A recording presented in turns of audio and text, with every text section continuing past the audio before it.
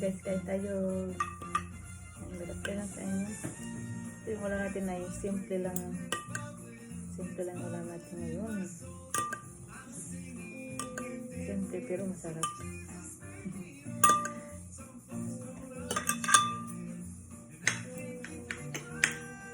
Kain tayo. Yung ulam natin ay lumpia. Tapos may chicken noodles. So, na yung tanghalian.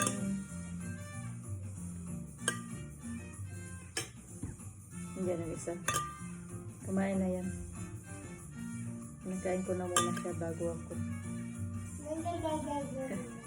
Nanood ng TV.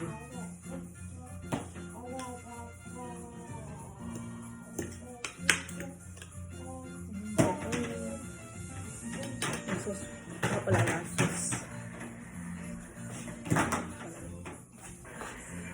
Ito yung sauce natin ng ating lumpia. Sarap na. Sarap ng sauce na to. Ano siya? Sweet and sour. Nabibili ko siya sa market. Sarap ng part na niya sa